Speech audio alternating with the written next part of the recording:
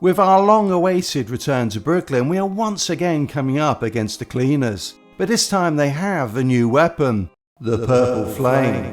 Cleaner weapons will now set us on fire and apply a corrosive effect that will reduce our max armor. So in this video I'm going to take you through a build that will stop that happening. So that's the pitch, and here's the unique part about my build videos. Firstly, to make this video as easy as possible to use, here are the timestamps for each section. You can also use the chapters below to jump straight to them. In the final chapter, I'm going to put on screen a one-page build summary. Something like this one, so you can pause, screen grab it, and just use it. And secondly, transparency about the build to help you work out if it is what you are looking for. Nice. This build delivers 90% hazard protection. The threshold at which the burn status effect ceases to impact me is 91%. So I think running 90% is just about perfect. Now, it's pretty easy to just stack hazard protection on a build, but what is not straightforward is delivering high DPS. Without any seasonal modifiers, this build hits for over 1.1 million crits at nearly 1000 RPM. And while it is absolutely not a tank build, it does have reasonable survivability through a Crusader shield and 10% armor on kill. This was more than enough for me for all heroic content, but just in case, I've included a variant of the build that has more survivability, but at the expense of a little DPS. The final thing before we get into the detail, I'm assuming that hazard protection will provide protection from the Purple Flame. It makes sense that it will, but until we get into the DLC, I can't 100% confirm it. The very good DPS of this build comes from two sources. Firstly, I'm using the Striker gear set. Let's be honest, it's the best DPS gear set in the game. It amplifies my weapon damage by 65% when at full stacks. The Striker backpack does increase this to 90% and the chest piece doubles the maximum stacks to 200. But in this build, we aren't going to be taking either of them. The chest piece is a good option if you're able to maintain the stacks, but my experience is that when playing open world content, this is difficult to do. Using an ACS-12 shotgun like the Rock and Roll can get you to max stacks quickly, but I prefer to have something with a longer range as my secondary. An AR or rifle works well. The backpack adds 25% amplified damage, which is close to the best buff available. However, I've chosen a different option, and more on that in just a little bit. If you're wondering how amplified damage differs from weapon damage, then you should watch this video next. Understanding how to maximise your damage output is important in this game, and this covers the fundamentals. I am working on a more comprehensive version of this, and hope to publish this soon. The YouTube algorithm is fucking weird though, so if you do want to make sure that this or any of my other videos are included in your feed, hit that subscribe button now. The second source of damage comes through the exotic SMG Backfire.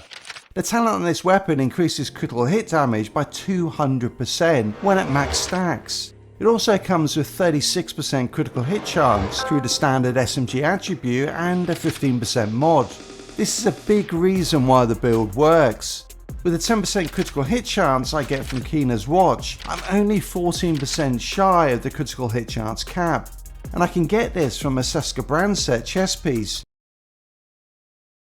Seska is the perfect brand set to use in the build because its 2-piece bonus is 20% hazard protection. So I could get to 90% Haz Pro with just 4 pieces of Strikers and 2 pieces of Seska.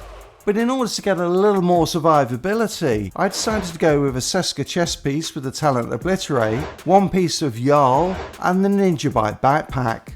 The Ninja Bite backpack unlocks an additional brand set and gear set bonus. This unlocks the critical hit chance and hazard protection bonuses from the Seska brand set, hazard protection and weapon damage bonuses from the Jarl brand set, and the 4-piece bonus of the Striker's gear set. The Ninja backpack comes with 3 cores, which adds armor and buffs the health of the Crusader shield I'm using. This lets me run red cores on every other piece of gear. By using the Ninja Bite backpack, I will be losing a little damage output. Let's take a quick look at this.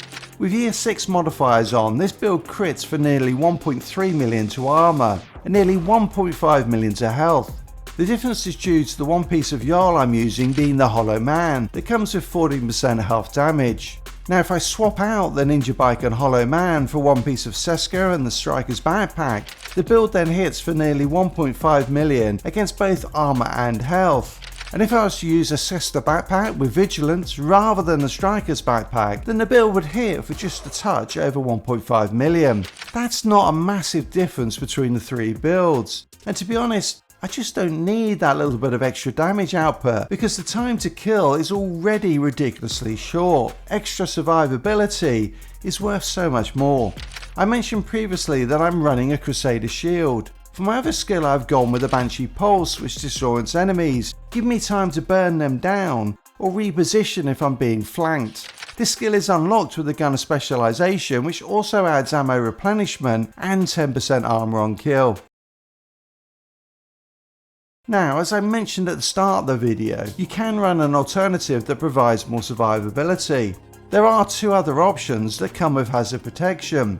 2 pieces of the Cavalier gear set adds 30% hazard protection, 1 piece with the Ninja Bike backpack. So you could pair this with 1 piece of Bellstone Armory Save for its 1% armor regen and 10% armor on kill, but you do lose out on 1 attribute slot by doing this. The other option, which is actually the one I prefer, is 2 pieces of Usina Getica, which adds 5% armor, 10% armor on kill, and the 30% hazard on protection we're looking for. I would also run this with the Technician specialization, which adds 1 skill tier for a slightly stronger shield and the Artificer Hive.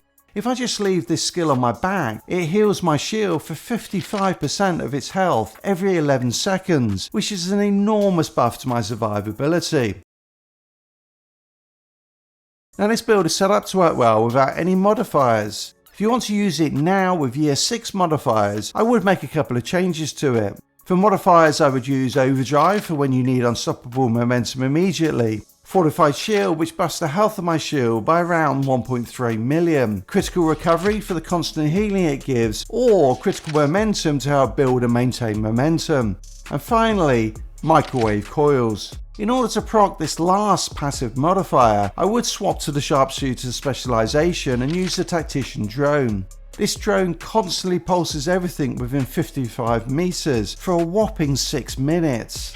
With this equipped, Microwave Coils will be proccing all the time, getting me to unstoppable momentum and delivering all of the buffs that gives, including an invulnerable shield. Look out for an update on this build once year 7 modifiers go live. So here are the 2 builds I've talked about. These are great builds to run for all content, and while they deal slightly less damage than the highest DPS builds, that is because they come with 90% hazard protection. And if you do want to become immune to every status effect in the game with this build, just throw on the Safety First passive modifier next season.